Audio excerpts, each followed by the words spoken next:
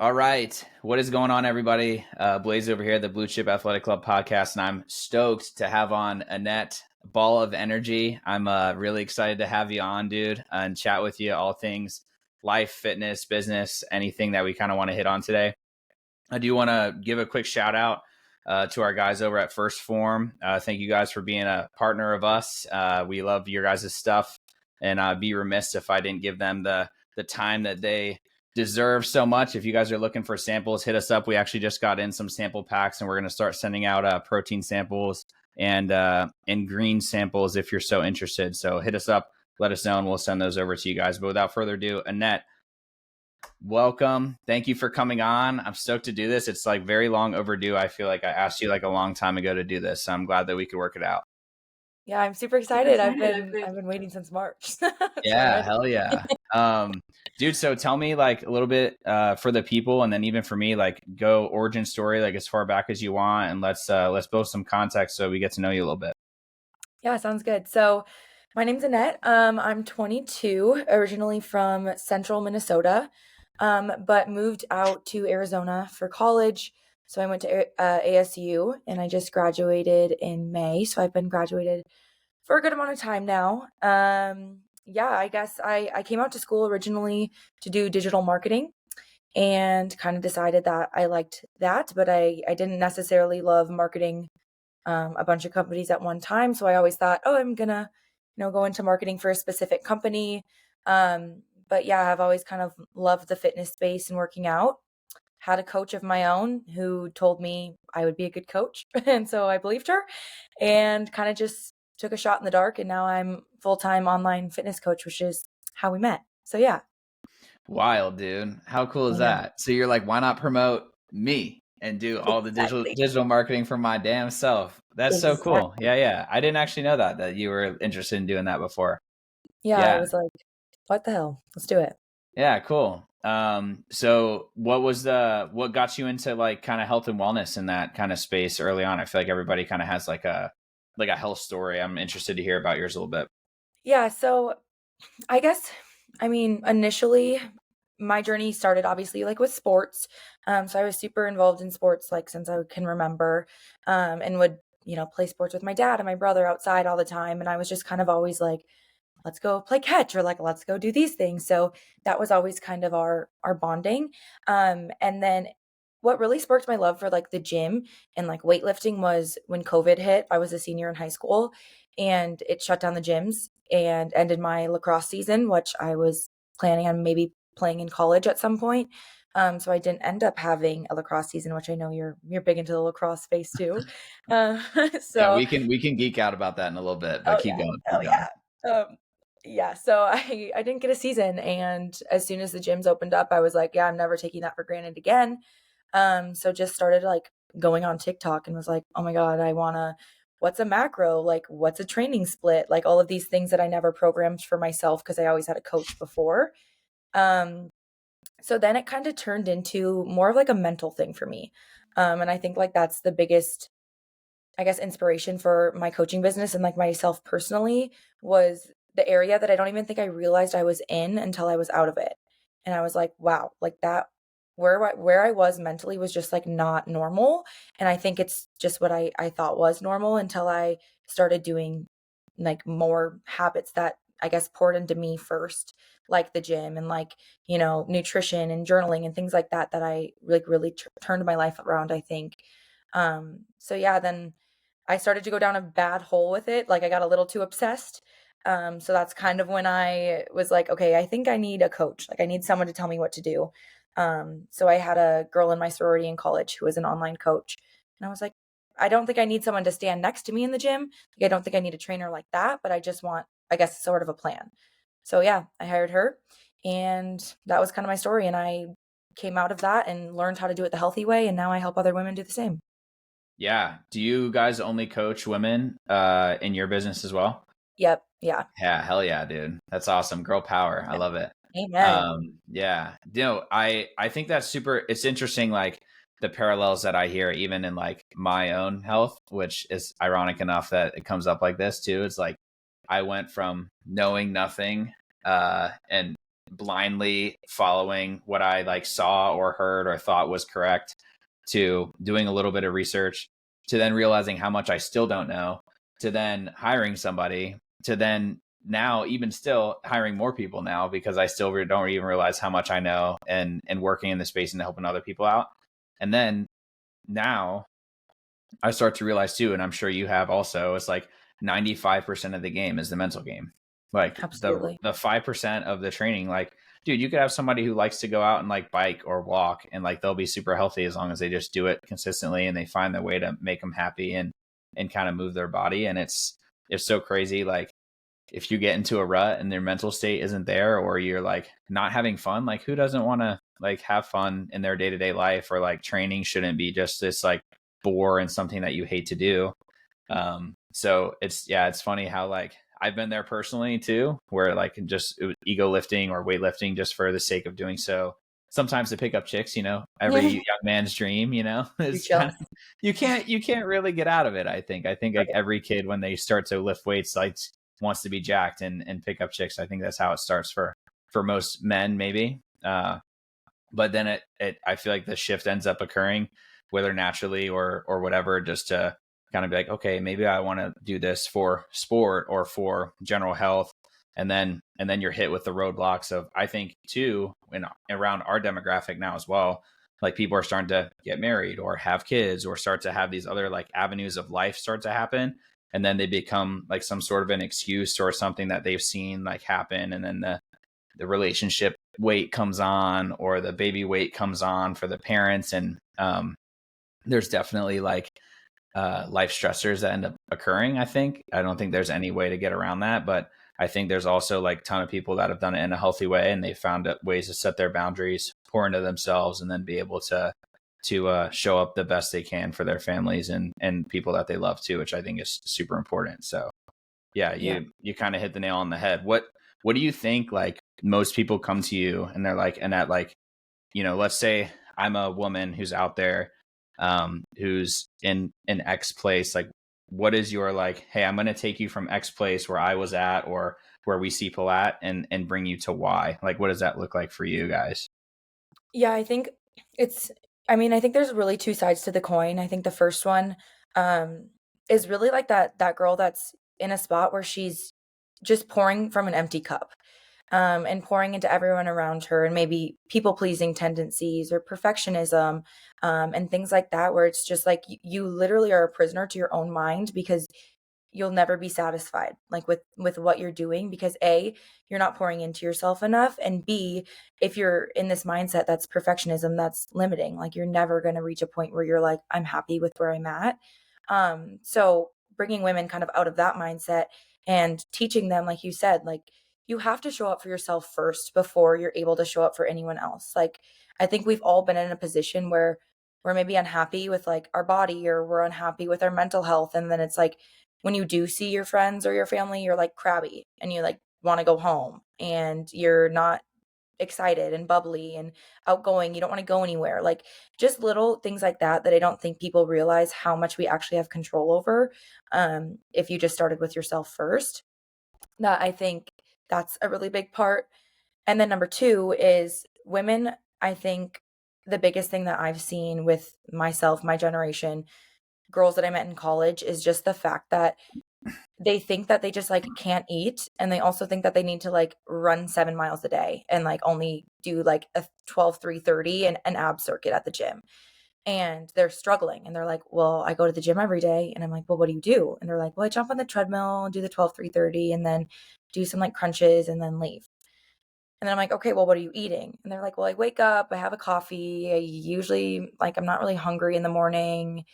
And maybe around like 2 or 3, like I'll have like, I don't know, like avocado toast or something. And then for dinner, I have some sort of like bowl or like pasta or whatever. I'm like, okay, so there's a lot of things that we can do with Time to that. triage, baby. Time to triage. And that, Literally, not I'm to like, freak anybody out on this call, but there's a lot wrong, or not. I'm not going to say wrong. Wrong is the wrong word. There's a lot of ways to improve upon that to get you to where you want to be. Yeah, yeah.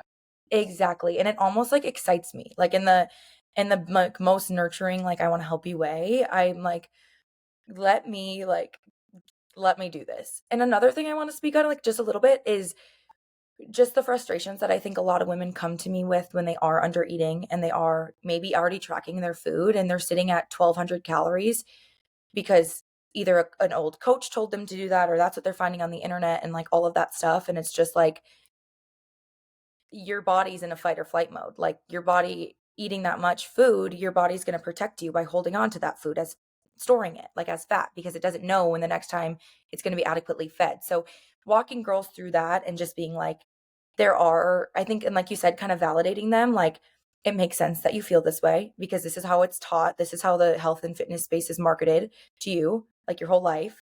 This is probably what your mom used to do. Like, my mom was such an almond mom. Like, it was like handful of almonds and like, let's go on like the stationary bike. And so it's been fun to kind of switch An that with her. Be almond like, mom. That's a term. Yeah, yeah, yeah. I did not almond know mom. that. Oh my Yeah, God. yeah. No Note one to talks self. about the girls raised from almond moms. I stand with them. Oh, that's funny. Yeah. But yeah, just kind of walking them through like that healing. I think a big thing of it is healing, like not only your body but your mind, like from under eating and maybe having a bad relationship with the idea of eating more food, and knowing that it's actually what your body needs and just being able to accept that. Yeah, and how much of it do you think comes from a like point of education and like understanding like where those gaps in knowledge or applicability of the knowledge, which I'd say was probably even more difficult to do, and that's part of the reason why I think a lot of people benefit from having a coach. Then how much of it do you think comes from that like mindset of like this is how I came up in life, or an ex partner of mine like told me that I was overweight and they're like struggling and holding on to that. Like, what do you think, like percentage wise or figure wise, if you had to put it to that and speak a little bit about like how those two things kind of play into your guys' model? Cause I'm sure you guys have a ton of those things happening over there too. Yeah. Honestly, I would say it's 50-50, just because number one, so with like, obviously education is going to be huge, but I think the biggest thing that I've come to learn is like, and I'm sure you've realized too, like, I can't, like, you can lead a horse to water, right? And you like can't make him drink it. And I can teach you everything, but it's not until you decide, like, I want to grasp this information and like I want to make the changes, that things actually start to happen and like the needle starts to move. So I think then with the other side of it is like that understanding of like, well, if maybe it's hard for you to get to the gym, let's talk about why. Like, what happened in the past. And I think a lot of the things that I've realized with a lot of my girls is a fear of going to the gym actually stems from a past relationship where maybe them and their partner used to always go to the gym together. Or maybe like their old partner is obsessed with the gym and like he's just like always, he was always talking about it. And that just brings up old feelings for her. So it's like, well, how do we rewrite that and now actually form a connection with you in the gym? Like, he's not involved in that anymore, or she's not involved in that anymore, whether it be, whoever it is like, how do we reconnect you in the object versus like having these outside influences that affected you for so long? So I feel like on one side I can teach them, I can tell them, but it also takes like their own understanding and want and ability to like grasp the information until things like actually work in harmony, I'd say.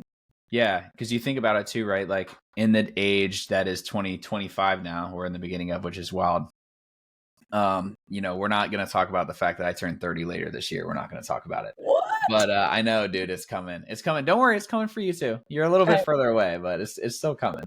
But yeah, no, it's crazy. Like, we're in the year 2025, and the amount of information that exists, whether it's in like the AI space or just Google, like the amount of information you have at your fingertips day to day now. And then you think about like where the most unhealthy that we've ever been in, like as a nation in the United States specifically, and then also like beyond that, obesity rates, diabetic rates, people with like struggling with back pain, this and that, like really, really struggling to find that healthy balance. And it's like information is not the answer, right? Like, it's how do you apply the information? And we like to say in our coaching program, it's like, bro, I can give you Michael Jordan's workout program, but you're not Michael Jordan. You're not going to execute like Michael Jordan because you don't have the mental capacity yet to be Michael Jordan. And that's something we can work on. And we can work on like your resiliency and ways that you can kind of motivate yourself and find that and the spark, the things that you love and all that. But like, you're really, if you're not there right now, the question is, why aren't you? Because you can go on ChatGPT and write yourself a program and talk about concepts of progressive overload or nutrition facts and all these other things, and you have access to the information. But it's having a guide, I think that's just so critical. And people really, like, to be honest, like, the community is everything, right? And the person that you're there to lean on becomes so ingrained in you, like, and the ability to hit somebody up and be like, dude, like, my training session was shit today. And you could be like, it was like this. And then that person is like, you know what, dude, like, you went and you did something. Like, what would you have done, 3 weeks ago before you signed up for this program, or 3 months ago or whatever? And they're like, oh yeah, I never really thought about it that way. And then those things start to happen. And then you don't miss huge anymore. Like, you're not missing days of, you're not having 20 grams of protein in a day anymore. You might have said that you like missed or you mistracked your food, but instead of getting 20 grams, you got 100 grams, and you're like 20 or 40 grams away from your goal, but you're not missing. You're like aim small, miss small kind of mentality. And I think that's so important to understand, like, that shift is so gradual, but you start to see it and you start to look back, and gosh, just take your progress photos and talk to your coach and make sure that they're there to bounce the ideas off of. And it can just be so valuable for people to really be able to lean into and understand. I totally agree. Like, the way that you said, you can give them all the plans and like all the information. And like you said, it's all out there, but it's like digesting that information, but also, like you said, it's about something bigger than themselves. And I think that's something that we really stress in our program too. Like, yes, we can give you your workouts. Yes, we can give you your macros, but that's not what it's about.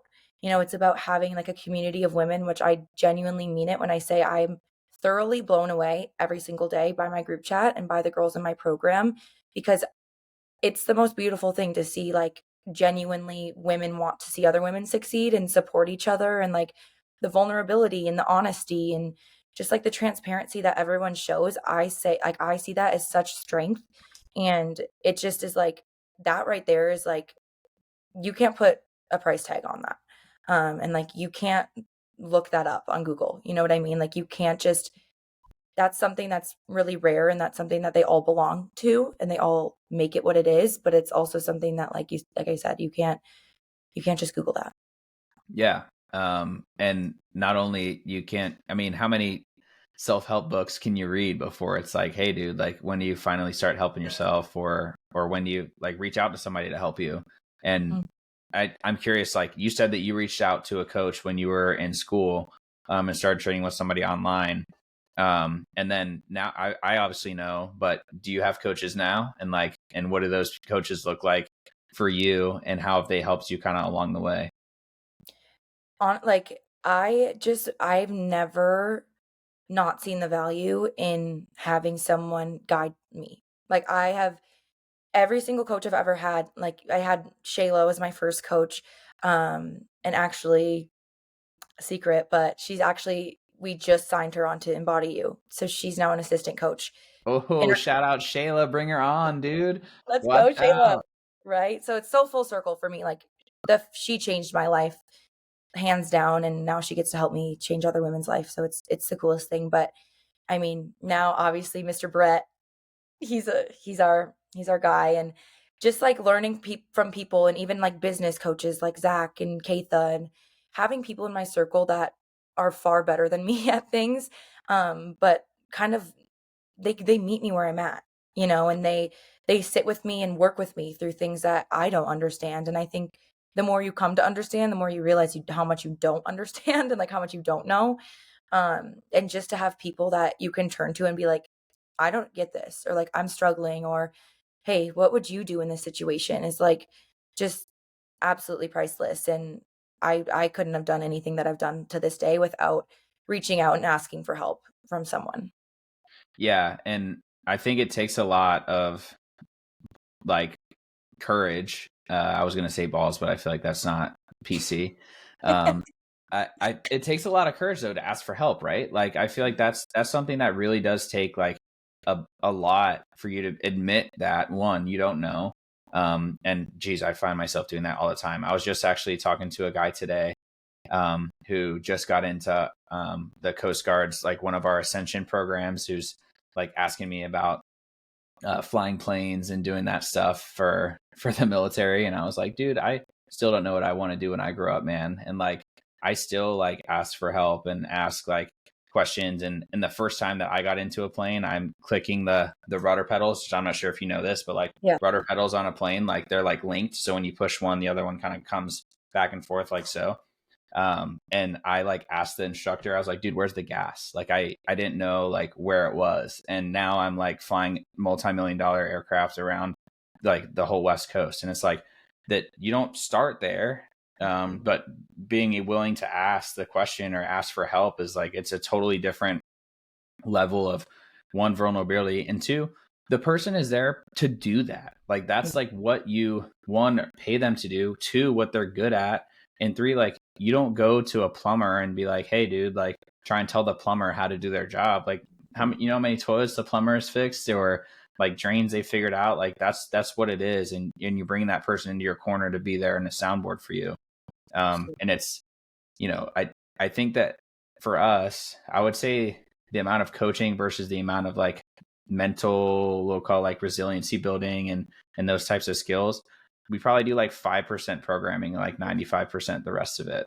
And I don't know if that's similar for you guys, but that's really where like the bread and butter is. It's like find stuff that you love and enjoy and keep doing it. And how can we make it realistic for you and able to kind of just chip away one step at a time and just stay consistent and quit the yo-yoing and whatnot. And that's really what we try to do. And I'm sure you guys are doing the same thing. And we've seen, I've been watching you guys too all the time, killing it with Katha over there. And like, it's just awesome to see like other people that I know are good people, like helping other people to look, move, and feel their best, Yeah. It's just being a part. Yeah. Like you said, of things greater than yourself, or learning from people that's their job. Like I'll always say that girls will be like, I don't want to waste your time. And I'm like, what? Like, this is what I'm here for. Like, talk to me. Like, what do you mean you don't want to waste my time? Like, no, like, I just think just kind of meeting them where they're at, like you said, and just being that soundboard is like, they're not here for the nutrition plan. They're not here for the workouts. They can look that up all on their own. It's like you said, it's 95% bigger than that. And I think that's why our girls see the results that they see. And I think that's why they care about the results that they get, because I tell them all from day one, I'm like, when's the last time you looked in the mirror and you said, I would change nothing about my body? And they're like, probably never. And I'm like, okay, exactly. So going forward, are you only going to be happy the day that you look in the mirror and you say, I will never change anything about my body right now? Right. Because you've never been there before. So why would you expect like that to ever be the case? Because they'll say too, like, oh, I look back at old pictures and I used to look so little, but I thought I was so fat. And you're like, yourself then. What were you thinking then? I'm like, okay, well, did you call yourself skinny then? No, exactly. So it's about so much more. Like you can be in a body that looks banging and perfect, but if your mind's not there, like it doesn't matter. It doesn't matter what kind of body you're sitting in if your head's not in the right spot, and you're not able to love the journey to get there and love every single day. It's not about the day that you look in the mirror, because that day's never coming. Yeah, I mentioned this, and I think I want to say I mentioned it on an episode before. So if anybody ever listens to this and they're like, "Oh, I heard you say that before," then sorry, but you're gonna have to hear it again. But there's a doctor, Rangan Chatterjee, has this podcast called "Feel Better, Live More." He's a doctor over in England, and he basically brought on a Holocaust survivor onto his podcast, and they're like sitting having this huge conversation. And the episode's honestly really profound. I feel like I should like shout them out and then like paste it below so that he can, get some more people to see it. But she basically says this like really, really profound quote that's like, I've been in the Holocaust in concentration camps, and there's still to this day no prison worse than the one that you build in your own mind. And I was like, how powerful is that? Like somebody who literally survived like gas chambers, like seeing friends and family like beaten, put like out to work until they're like starved to death, all these things. And yet she still feels like the worst thing that you could do is just be, prison in your own mind and not have that kind of power. And it's really, something incredible to understand. Like think about like the year 2025, even 2024, like the rates of like, people taking their own lives from like suicide, mental health, like all these things are really starting to like come up to the forefront. And it's like, I think programs like yours and people like you are helping people realize like this is more important than what you look like in the mirror, bro. Like the benefit is like when you start to heal the internal piece, I think the external piece kind of happens on its own. And that's really it. People think it's the opposite way. Like, hey, when I look this way, this is how I'll feel. And it's like, no, when you feel this way, this is how you're going to look. Exactly. And it's like, if you can flip the script and you can figure out a way to kind of, and it's not like, that's the thing though. It's not flashy. It's something that takes like internal work and strife and vulnerability and honestly like confronting shame and all those things that are really uncomfortable. But if you can do that, if you can really set that intention aside, then the results are going to come. And you're going to wake up. And like you said, you're going to be that girl who looks in the mirror and is like, I don't want to change anything about my body because I am the most confident. I feel the best. I know what my value is. And you're able to kind of carry your life that way. And people will just be like, whoa, why is your energy like this? Like, what are you doing? And people will just kind of start to notice those things outside. And you'll be like, oh, I'm working with Annette. Oh, smile by Annette. No, yeah, there you go. It's so true. Like it really is exactly like you said. It's so real, and I think with like social media, it just highlights everything times a million, and it is a highlight reel. Like people show the best of the best that's going on in their life, and I think that's something that we could all be better about. But I try to be a little bit more like honest and open and like vulnerable with stuff like that, just because people are like I think it took that for me to also realize like, oh my God, like I'm not alone. Like the way that I'm feeling right now, like so many girls around me feel this way, but no one's talking about it. Like, why is no one talking about it? It makes everyone feel alone in a room full of people that are exactly like them. Like if someone were just to open their mouth and say, hey, like this is what I'm going through, this is how I'm feeling, half of the room would probably be like so relieved, like I'm in the same spot. And that's what it takes. It's not just me. Like it's not just I can say those things to my girls all the time, but when other girls share in the group chat and they speak up, then other girls, they'll be like, wow, like that just actually made me feel so much less alone. And like, so Dude, you how kind of, powerful is that too, right? Like, oh man, you sit here and you're like, oh, Annette and Blaze, like you guys get paid to help like these people do these things. And people like will think like we have all the shit figured out. Dude, we have nothing figured out. I hate to let the cat out of the bag, and you were shaking your head, and I'm glad that you weren't like just like, oh, dude, you're full of it. I have it figured out, but yeah, we don't have any of it figured out. There's days that I wake up and I'm like, I do not want to work out today, and I like really it is like not part of the plan. And those days you have a choice. Sometimes you won't go, and that's okay. But it's like, hey, how do you bounce back, and what do you do, and who do you lean on when you're feeling that way? And without getting too, and maybe we can even talk about it too, we had a family friend like this past week that passed away. And actually she like committed suicide, and it's like we're going over to the East Coast for a funeral this week.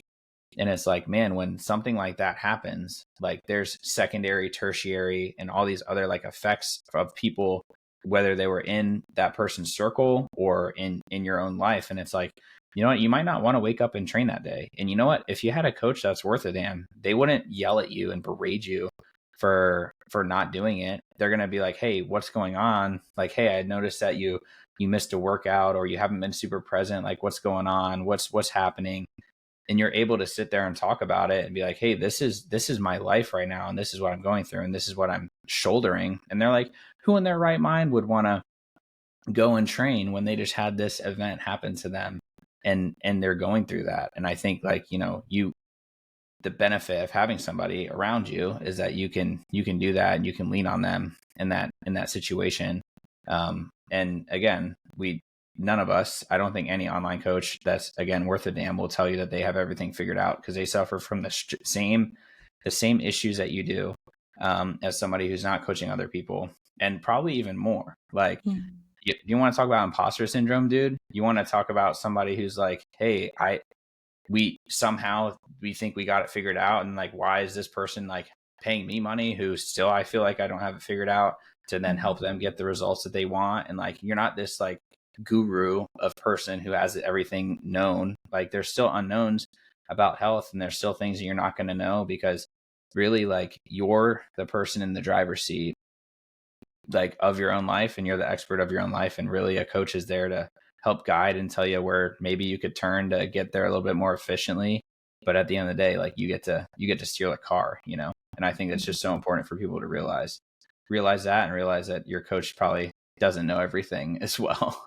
No. And yeah, I think it just makes it that much more relatable, you know, and like, I don't want to seem like I'm out of touch, you know, or like above them in any way, or like they're not signing up to my program because they want to be me. You know what I mean? Like that's not the point of the program. I think honestly for me, because of the things, and like you just shared, I'm so sorry to hear that. That's absolutely devastating. And I think unfortunately that's kind of the thing that happens when people start to realize like, oh my God, like life's short, and like what is like I wish someone would have said something, and like just things like that that really open up your eyes. I mean, it's been my calling, I feel like, since I can remember, to say things before like I don't, you know, and say things instead of like, oh, I wish I would have told this person how I felt about them, or I wish I would have, you know, said this. It's like, no, I'm going to do that now. And like, I'm going to build that relationship now. And just, we're all going through it. Like we all have our own You want to come say hi to struggles. Annette while she's I talking do want about to say hi to going through it? Chelsea. Yeah, she's over here. Hi. Hi. How are you? How are you? Good. I miss you. You too. I was gonna text you after because I was like eavesdropping in the living room. Hello. No, She's I going miss to you the gym. guys. Watch out, dude. She's about to be like, hey, train me, bro. She's You look go, at girl. ready to rock. No, I'm taking the dog for a run. Oh, that's right. That a girl. Miss you, Chelsea. Nothing wrong with running with the pup, dude. No. Nothing. The dog needs some love too. She's loving it. Yeah.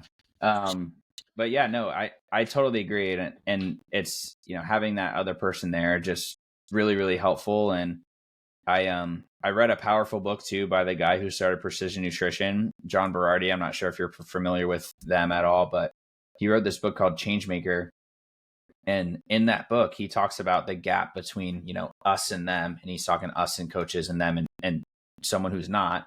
And them like realizing that the biggest thing that you can do as a coach is separate the gap and minimize the gap, and like show everybody how there isn't one, because everybody's really in the same boat and dealing with the same things. And, you know, even other people like Jim Carrey, I think, has a famous quote. It's like, I wish everybody could be rich and famous so that you realize how much it sucks or whatever. Yeah. It's like, you know, like that you always are going to want, I think, human condition, what you don't have, whether that's the skinny girl wanting to put on weight, or it's the opposite, the girl who feels like she's been overweight wanting to lose weight and be skinnier. It's like all these things, and you really need to figure out how to meet yourself where you're at and love yourself the way you are before you can really start to see the external results that you're looking for too. Couldn't have said it better myself. Exactly. Tell me, dude, I want to hear, like, you guys do a lot of like internal work.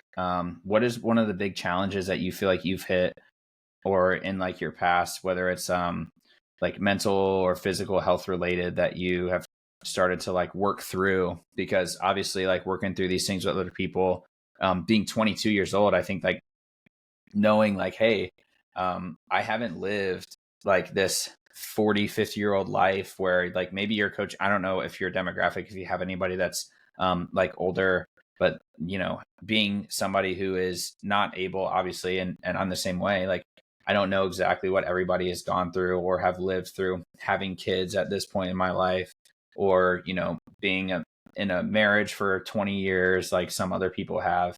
So I'm curious, like, what experience you've had, and whether that's the health space of mental or physical, and then like how you bring that into your coaching practice so you can kind of meet people where they're at and be able to help them through what they're going through too.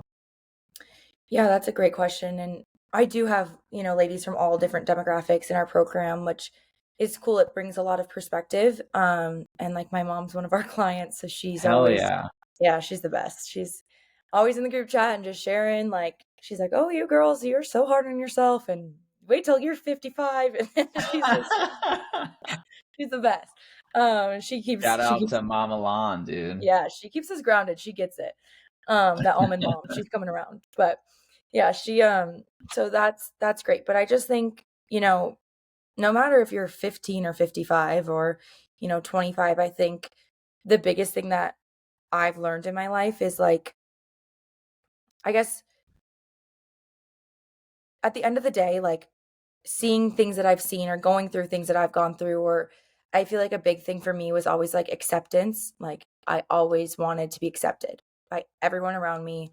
I would do anything to just fly under the radar and make sure everyone liked me and, like, not ruffle any feathers. And it was exhausting. And I just, there's just so many things that if I could go back and just kind of walk myself through that path and, like, show her kind of like, look at what's going to happen, like, look at who you will become. I feel like anyone at that, like, at any point in their life could use a little bit of that. And whether it took me until I was 22 to learn that, or if it would take me 20 more years to learn that, I think it can speak to a lot of people. And just, like, the idea that, like, you don't have to stand for things that don't serve you. And I think as a people pleaser or perfectionist, it's really hard to walk away from things that are hurting you and walk away from things that aren't serving you or doing, speaking to the higher version of you, because you're mean, you're, a bitch, you're whatever, because you're not, pleasing everyone around you. And so I think just finally realizing, like, that doesn't make me selfish to, like, set a boundary or put up a wall in between me and something that's hurting me. And just realizing now, like, at this point, girls want to come to me versus me trying to seek all this external validation. And I truly believe it's because of the work I did on myself first.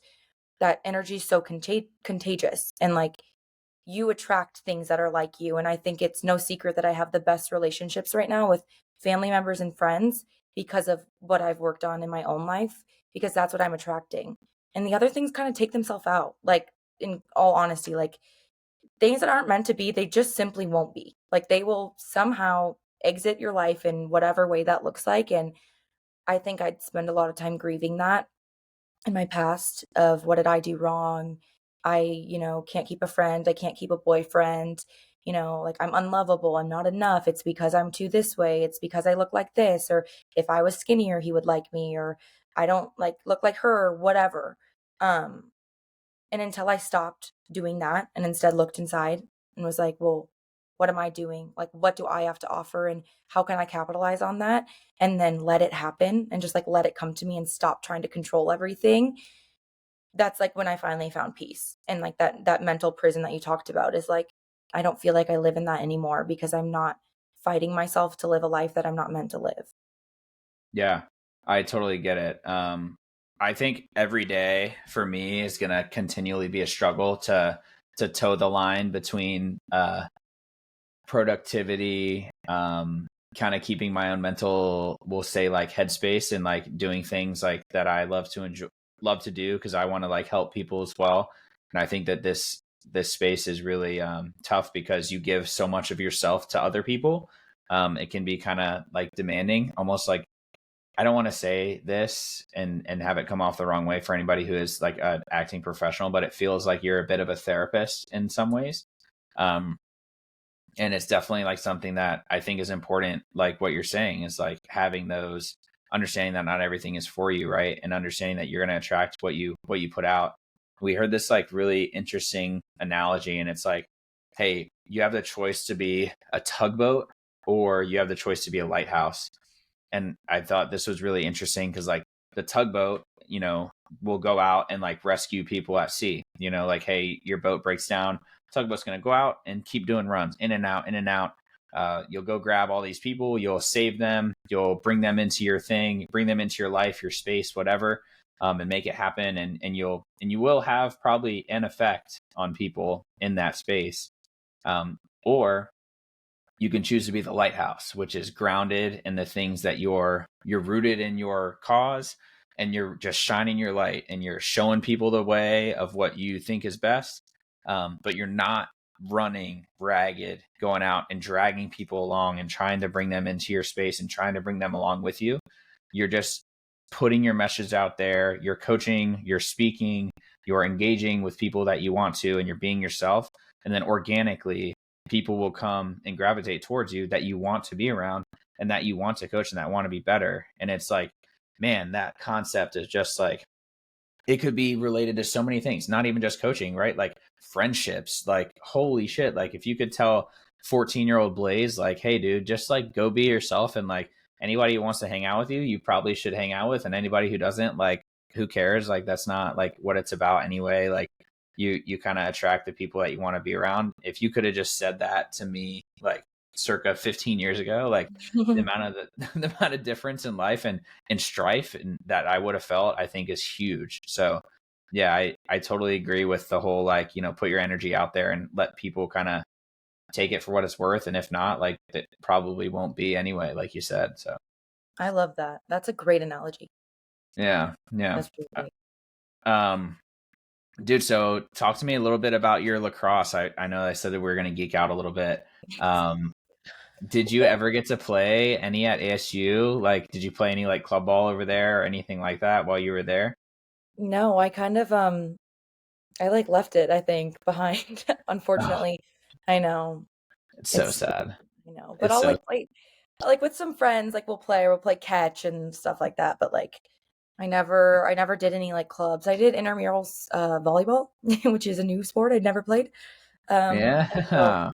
I was just dipping my feet in other places, but no, I left that in high school, unfortunately, which I started in high school too. So I only really played for 3 years. But Yeah. I started playing when I was a sophomore in high school. So I was like really late to the game. Because I played baseball for a really, really long time.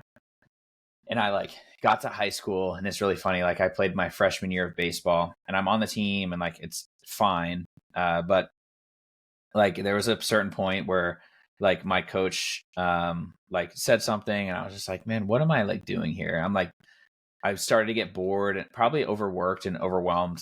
I'm not overwhelmed in the sport, but like just kind of burnt out because I'd played for so long. mhm. The coach is like some dad who like is totally unqualified to really help, like, you know, make you better. And I have this gluttonous thing that I do where I just want to be a beginner at something and like go and just be new, because like I feel like I can just grow so much so fast if I just put a lot of time, effort, and energy into something, which probably is a bit of a character flaw too, now that I think about it. But you know, we'll let that ride. We're just gonna push that down. We'll push it down. That's a little slide. But yeah, so I decided, like, when the lacrosse coach came over, who was actually my soccer coach in school, he was like, dude, you're way too athletic to play baseball. Come play lacrosse. And I was like, maybe I'll go do that. And it's so funny. I went and played. The first game I ever played was actually not even for the high school team. It was an indoor game with my brother. And I scored on the first shot I ever took in the game of lacrosse. And then it was like over, dude. I was like, I'm never going to not play this game. And I somehow fooled my college into taking me on to play there. And it was so fun being able to play. And now I play men's league. I play like tournaments and stuff around here. And that's like part of like our goal as a business is to make sure that former current athletes like get to keep playing sports. Like, gosh, like, could you imagine like the statistics of the amount of people that can sprint after the age of 30? Like nobody goes into a full sprint after the age of 30. It's like 90% of people, the last time they sprint is like before they turn 30. And it's like, man, I don't want to be the guy who's pulling a hamstring on the way to first base in a kickball game that I'm playing with Chelsea, like Yeah. in some random place, or like, hey, a kid is doing something and I'm like slow pitch baseball and I like bend down to pick up a ball and I like can't get it off the ground. Like, could you Yeah. imagine? Like for me, that's like a huge no-go. And sports make me happy. And I played volleyball too, and all these things around here. So yeah, that's a big motivator for us, is being able to do that for kind of, you know, the next generation of athletes, not just the ones that are around now too. So That's huge. I love that. Yeah. yeah, You lose it quick. dude, you have yeah. It's so funny. Like I I don't know if you had seen, my grandfather is 82, and he still plays basketball with 20-year-old kids, Stop. which is just unreal. And he's like the first guy to run up the court, and like he's old enough that he's got great grandchildren that he could play basketball with that are like 18. So like that is like the pinnacle of like what I want to be doing, because like you could be 82 and in a nursing home, or you could be 82 like Grandpa Merle and replacing your roof by yourself in the middle of the summertime, and playing basketball with 20-year-olds. And like, I know what I'm choosing. So yeah, yeah, dude. No, it's true. You have so much more control than people think you do, you know? 100%. Yeah. Tell me, like, what do you feel like is something that you've seen like recently where, hey, somebody's coming over to you, and they're like, hey, you know, I'm somebody who's new to training and stuff, and I really want to kind of get into this thing, and I really love what you guys are doing over there. You know, what do you take them through? How do you like bring somebody into your community? And I guess like my other question is like, who's the type of person, and I know you spoke about it a little bit before, but like, who's the type of person that you guys are looking to specifically to be like, hey, you know, if you're able to come and work with us for, you know, 6 months or a year, like this is where I think we can take you to, and this is like the level that I think you could be at, and more spaces than just like the physical and what looks back at you in the mirror. I love that. Yeah. So basically, like I kind of said before, yes, we do like fitness and nutrition, but we basically break up into 4 different pillars. So if someone, you know, comes to us and they're ready to join the program and they're new and they're, you know, eager and ready, and, you know they want to see these changes, they're just not sure which direction to go. So the program's called Embody You. So the first part we bring them through is called Envision You. So instead of throwing them, you know, here's your macros, here's your training, have fun, we really sit down with them and we say, okay, well, who's this higher version of you? How does she act? How does she speak? You know, how does she show up for people? And, you know, what do those characteristics of her look like? And like, who are you now? I'm a people pleaser. I tend to put others before myself. I tend to get stuck in an all or nothing mindset. I tend to be consistent for 2 weeks and then fall off. All of those things. And then we have them keep what's called an evidence portfolio of like every time that they speak to that higher version, they write it down. So like, I got my workout in today even when I didn't want to. Or I hit my macros and I had to plan ahead because I worked a 12-hour day. And just things like that kind of allow them to really see their progress and see their growth. And we even have some of them write a letter to their future self, just to also like really show like, yes, we'll see progress photos and we'll see that, you know, objective progress, but what about your mind? And like, what do you want to say to someone 6 months to yourself 6 months or 1 year down the line? Like, what do you want her to know? What do you hope she's doing? Like, who do you hope she is?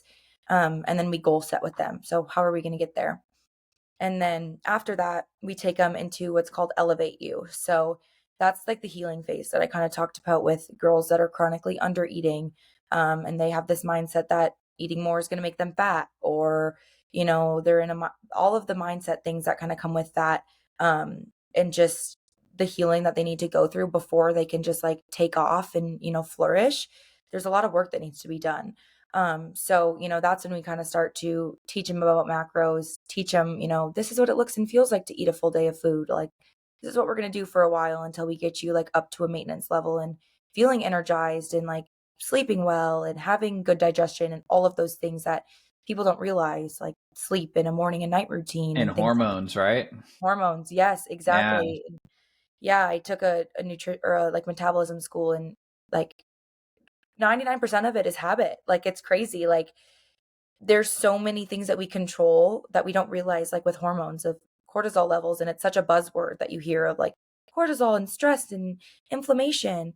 But it's like, well, what habits are you doing to lower that? It's not just like a quick pill that you take, you know, to lower it. It's mindset and breathing exercises and stress reduction and all of those things that go into it. So taking them through that phase. And then when they're primed and ready, we go into Evolve You, which is like where we're going into cuts and we're going into bulks, and we're teaching them how to calculate macros and how to build workouts and how to have this lifestyle. You know, we don't want them to work with us forever. Like, we'd love that, but we don't want them to need us, I guess I should say. Like, if they want to work with us forever, beautiful. Like, be a part of this community, because that is something that money can't, you know, buy. You have to, you know, you can't just Google that like we've talked about, but we don't want them to need us. And we want them to be able to be successful outside of the program. So we take them through that phase, and then the enlightenment phase is Embody You, and that's the phase that they live in. And like, we learn resilience and like how to dig yourself out of a hole. And it's easy like to do the things when life's going well. Like, it's easy to get up and go to the gym, and it's easy to make your bed and do the journaling, but it's like, when shit hits the fan, a lot of the time that goes out the window, right? And it's like, you can't even pull yourself out of bed. And so it's like, how do we let those tools in our tool belt be of use to us when we fall off, because it's inevitable for all of us, and it's about how you get back up. So that's kind of the life cycle of our girls. And I guess any girl that kind of, you know, finds herself at any of those beginning categories, whether it's physical or not, and she has maybe weight loss goals and maybe is under eating and things like that, but also she just doesn't know, like, is it even possible for me to pour into me first? And like, what even is self-love? I've never felt that. And I can't tell you how many times I'm told on initial like consultation calls with girls, and I ask them, have you ever felt confident? Have you ever loved yourself? And probably 99% of them say no. I don't even know, like, is that even something that I could ever feel?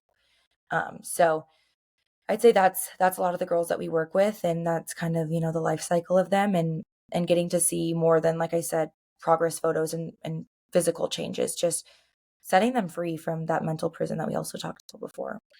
Yeah. So not only are you gonna set yourself free from the mental prison, but you're also gonna get jacked up, baby. Exactly. That's the And it's best part, because because you figure it out, and you figure out it's inside out versus outside in.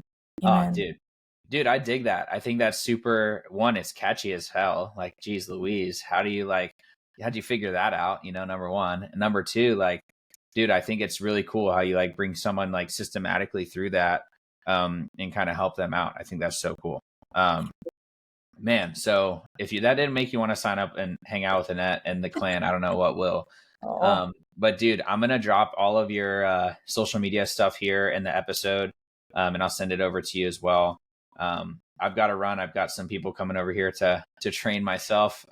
Some youth athletes that are coming over here, lacrosse bubbas, to help them kind of compete and stay with it. But I want to thank you again for coming on. I really appreciate your time. I always love chatting with you. Again, a ball of energy. The stuff that Annette is doing is really, really great. And I love to kind of watch you guys and all the stuff that you've done. So keep killing it. Keep being your lighthouse. And I'm excited to continue to watch you guys grow and prosper and succeed. Thanks, Blaze. It's very, very mutual. Thanks, dude. Thanks for All having right. me. We'll chat soon. Yeah. Good. Peace See out. ya.